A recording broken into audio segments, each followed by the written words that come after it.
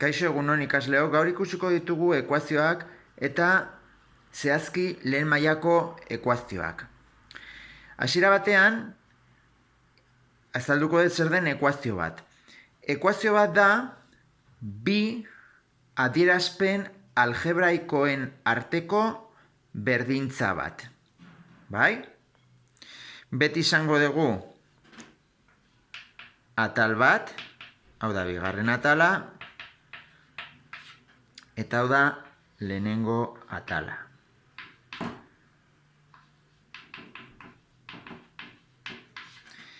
Hemen ere dauzkagu gaiak, hau da monomio bakoitza izango da gaia. Honi deitzen zaio gaia,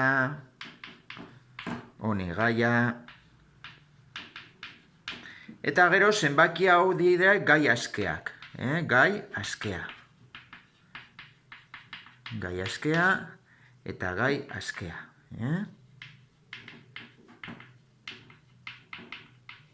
Bueno, gai askea jartzen du, gai askea. Eta gero, letrari deitzen zaio ez ezaguna. Orduan hori deitzen zaio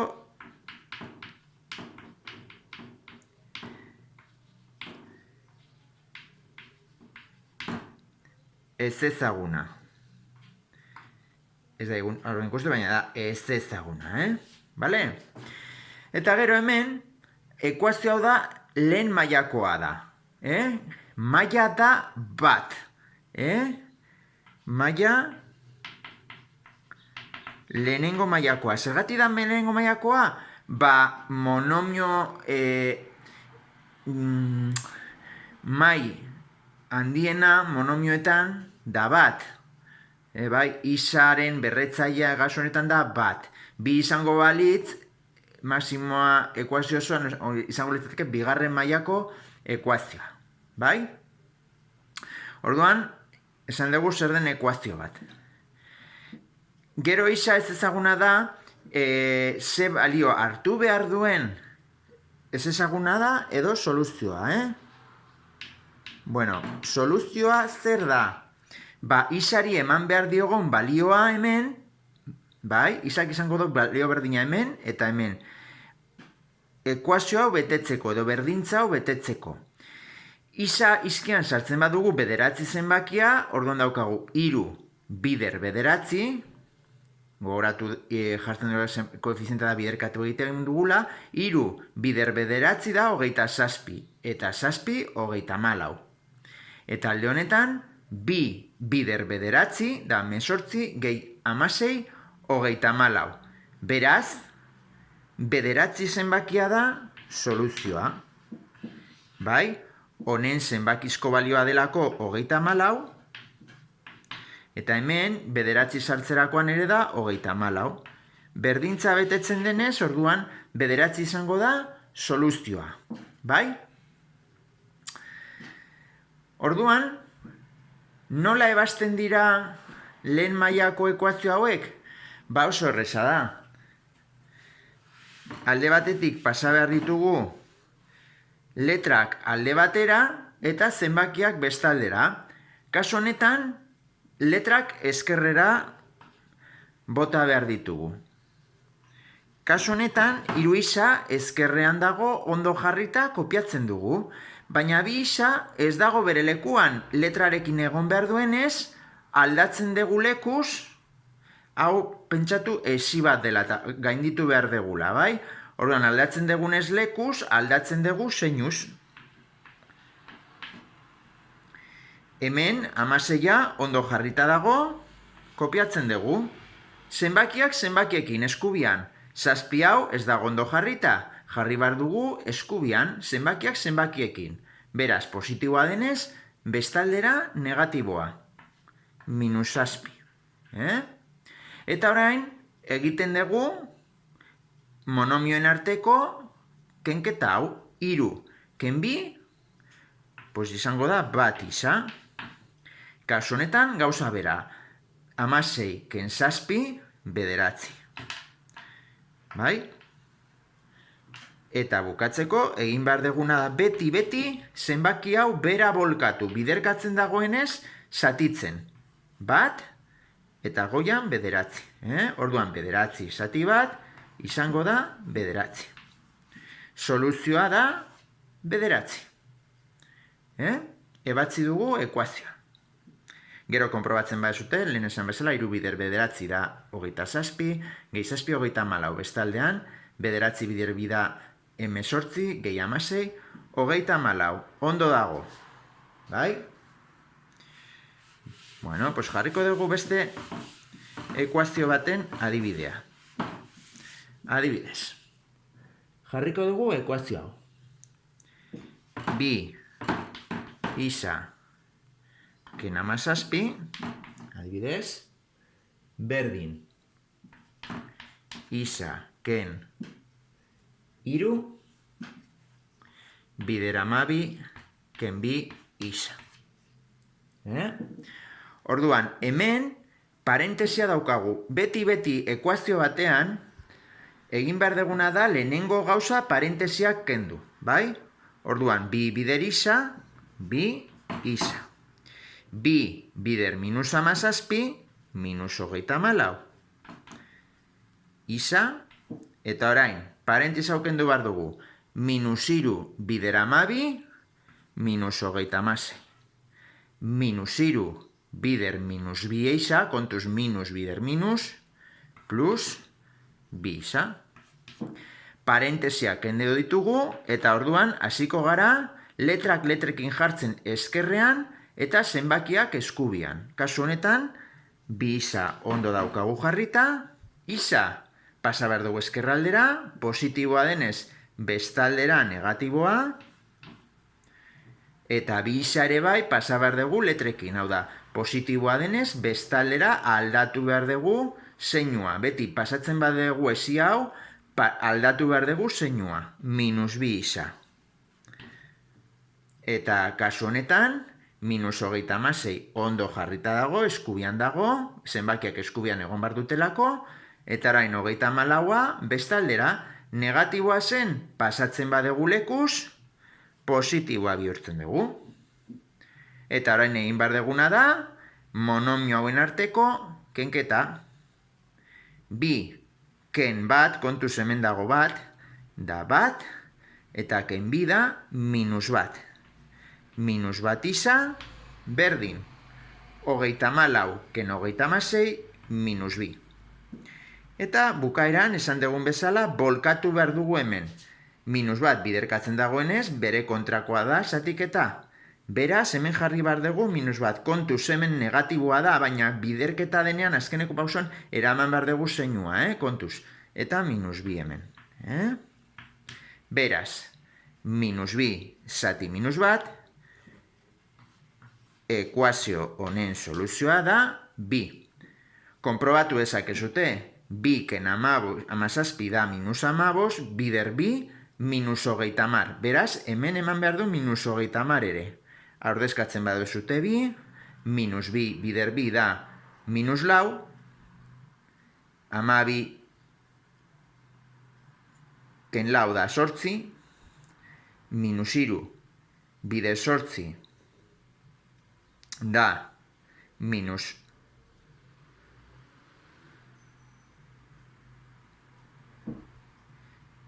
eta gero ordezkatuz aterako litzateke 2 hau, bale? 2 ordezkatuz, azkenean atera behar du minus 30. Bale? Bueno, kasu honetan egin dugu beste bat.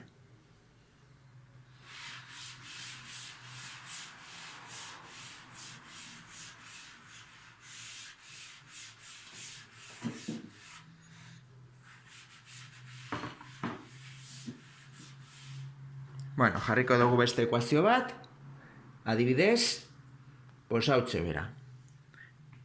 Isa gehi 8 zati, kasu honetan 2, ken isa minus 4 zati 6, eta hemen berdin 2. Bueno, horrelako ekuazio bat daukagunean, parenteserik ez dago, baina nola dagon zatiki bat, egin behar dugu beti MKT, bai?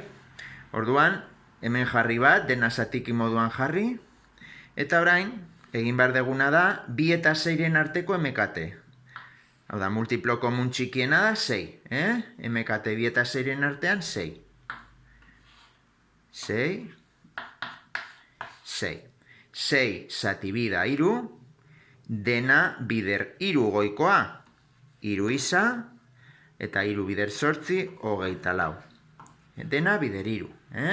6 zati 6 da bat, orduan goikoa berdina geratzen da egiten dugulako bider bat. 6 zati bat da 6, bider 2 da 12. Orain egin behar duguna da beti kendu izendatzaileak, bai? Ekuazioak direnean kendu behar dira izendatzaileak. 3 isa gehi 24. Minusa izan nahi du, aldatu behar diogula zeinua guztiari zatike honetan. Positiboa denez orain negatiboa. Eta minus bider minus da plus.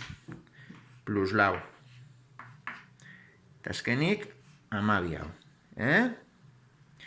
Bueno, pues lehen bezala letrekin ondo dago jarrita, kopiatzen dugu, eskerrean dago. Ondo dago jarrita, berdintzaren eskerrean, kopiatzen dugu. 12, eta orain, 24 bestaldera, positiboa zen orain negatiboa. Aldatzen dugulako, atalez. Laua, gauza bera, aldatzen da atelez. Barkatu hemen, jarriko dut. Minus 24, eta orain, minus lau. Bai? Orain batuketa, edo genketa, 3 isa kontuz hemen, minus bat isa, 2 isa. Hemen ze jarrituko dugu, 2 isa, berdin, 12, ken 24 da minus 12, eta minus lau da minus 16. Edo nahi badezute egin, pues egin negatiba batu, minus 28 eta 12, minus 16. Eta bukatzeko, minus 16, zati, eta bolkatzen dugu 2. Beraz, minus 16, zati 2, da minus 8. Lehen bezala, ordezkatzen badazut hemen, atera behar du berdintzak berdina, bale, balioa. Minus 8 bider 3 da minus 24, gehi 24, 0. Hemen, minus 8 eta minus lau da minus 12, minusekin 12, 12 zati 6, 2. Eta hemen betetzen da 12 zati 6, 2. Beraz, ondo egin dugu, ondo ebatzi dugu ekuazioa. Bai? Eta bukatzeko, jarriko dugu adibide bat.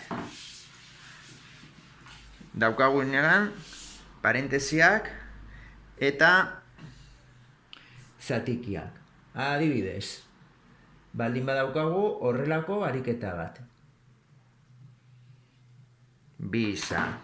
Bukatu, 2 isa. Kenamar. Zati 3. Minus. 3.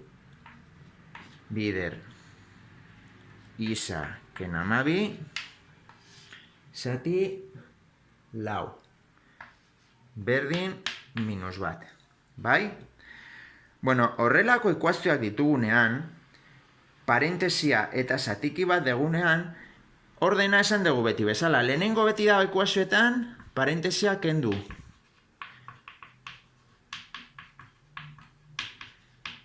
Parentesia kendu. Eta bigarren pausoa da beti MKT. Egitea. MKT. Beti jarraitu behar ditugu, bi pausoa lehenengo parentesia gero eta gero MKT. Kasu honetan parentesia daukagu, orduan egingo duguna da, parentesi hori kendu. Minusa kontu zutzi barruan, eta orain zatikia, 3 bider isa, 3 isa, 3 bider minus 12, da minus 36. Beti minus hau kanpoan utzi, eta gero ja biderkatu 3 bider isa, 3 isa, eta 3 bider minus 12, minus 36. Eta hemen geratuko litzateke minus bat. Urrengo pausoa esan dugu MKT. Eta, bueno, dena utzi behar dugu zatiki moduan, beraz hemen jarriko dugu zati bat. Hiru eta lauren arteko MKT izango da 12. Multiplo komun txikiena delako 12. 12. Jarriko bazen ute 24 da beste multiplo bat, soluzioa berdina da, baina azkenean simplifikatu behar da emaitza. 12 zati 3, 4. Orduan goiko guztia bider 4. Hau da, 4 bider 2 isa da 8 isa, eta 4 bider minus 10 da minus 40. 12 zati 4, 3. Beraz, goikoa guztia bider 3. 3 isa bider 3 da 9 isa, eta minus 36 bider 3 da 108 uste dut. Eta bukatzeko 12 zati bat 12 minus 12. Lehen esan dugun bezala, kentzen dugu izendatzaile komuna, eta jarraituko dut hemen goian.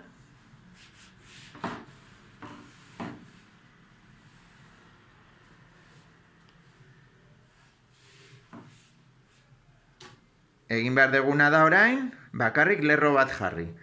8 isa ken 40 berdin, minus honek esaten digu aldatu behar diogula hemen zeinuz biei, bai? Plus egonbo balitz ez da aldatu behar, baina minus dagoenez bai. Orduan, hemen aldatzen dugu zeinuz, minus 9 isa, eta hemen minus denez orain plus 108. Minus 12. Lehen esan dugun bezala, letrak letrekin eta zenbakiak zenbakiekin. 8 isa eskerrean dago, ondo. Minus 9 berdintzaren eskerrean dago, ondo. Orain, egin behar dugu, minus 12 eskubian dago, berdintzaren eskubian, ondo. Minus 40 kontuz bestaldera aldatu behar dugu zeinuz, pasatzen dugulago beste atalera, gehi 40, eta 108 gauza bera. Minus 108. Erre dugu, minus 108, bale? 8 isa, ken 9 isa da minus 1 isa, eta bestaldean, batuko ditugu negatiboak, minus 12 eta minus 108 da minus 120, 40 ken 120 da minus 80. Bai? Eta bukatzeko, esan dugunez, bolkatu behar dugu. Minus koefiziente hau bestaldera zatitzen. Eraman zeinua beti, minus bat. Minus 80 zati minus bat da 80. Ekuazioaren soluzioa. Bai? Eta bukatzeko, gertatzen bazaizue, adibidez, geratzen zaizue, imaginatu horrelako ekuazio batean, 0 isa berdin 0, honek esan nahi du ekuazioak esango dituela infinitu soluzio, bai? Edozein soluzio izango litzateke, bai?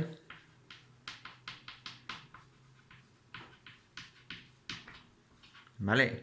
Gerta daiteke edozein horrelako gauzat arraro bat gertatzea, baina 0 bider zerbait beti da 0, soluzio izango litzateke edozein gauza, bai? Kasu horretan, ekuazioa izango litzateke identitatea. Identitatea. Ditzen zaio identitatea, ez da ekuazioa, da identitatea. Horrek esan nahi du edozein baliotarako betetzen dela ekuazioa, bale? Bueno, pues hau da lehenengo mailako ekuazioei buruz jakin behar dezutena.